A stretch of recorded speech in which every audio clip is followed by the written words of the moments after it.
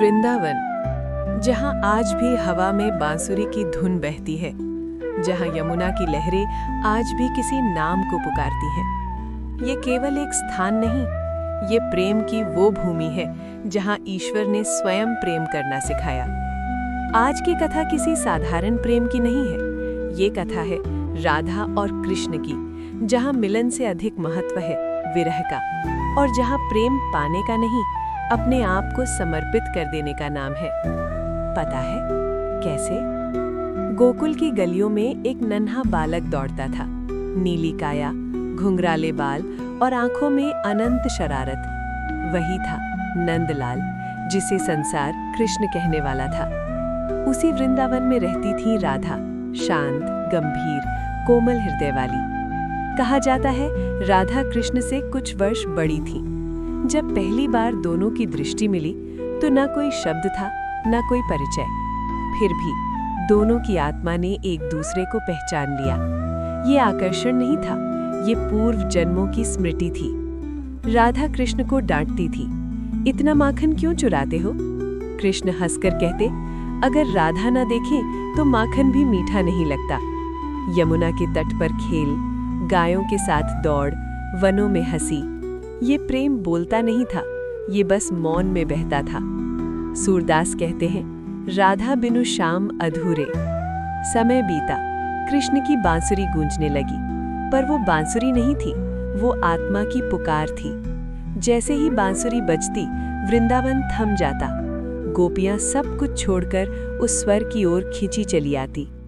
रासलीला में कृष्ण हर गोपी के साथ थे, पर राधा के बिना रास अधूरा था। जयदेव की गीत गोविंद कहती है, राधा कृष्ण की लादिनी शक्ति है, अर्थात कृष्ण आनंद है और राधा उस आनंद की अनुभूति। ये प्रेम देह का नहीं था, ये चेतना का मिलन था। लोक परंपराओं के अनुसार राधा का विवाह अभिमन्यु या अयन से हुआ। कृष्ण सब जानते थे, राधा सब समझती थी।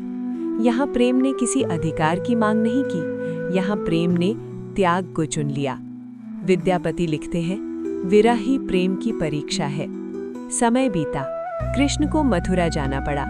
वृंदावन, राधा सब पीछे छूट गया। कृष्ण ने कहा था, मैं लौटूंगा। राधा ने रोका नहीं, क्योंकि वो जानती थी कि जो पूरे जगत का है वो किसी एक का कैसे हो सकता है। यहीं से विरह का युग शुरू हुआ। कृष्ण द्वारिका में थे, राजा, योद्धा, नीति निर्माता। राधा वृंदावन में थी, मौन, स्मृति और भक्ति। उन्होंने जीवन के सभी कर्तव्य निभाए, पर उनका हृदय हर क्षण कृष्ण में ही रहा। चैतन्य महाप्रभु कहते हैं, विरह में स्मरण ही सर्वोच्च भक्ति है।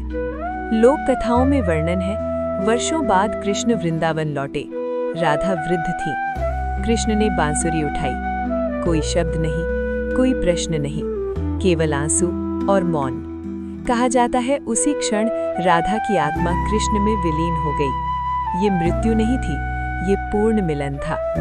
राधा कृष्ण का प्रेम सिखाता है, प्रेम अधिकार नहीं, समर्पण है।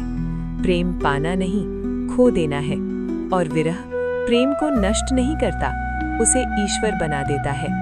इसीलिए कहा जाता है, कृष्ण भगवान है, पर राधा बिना अधूरे हैं।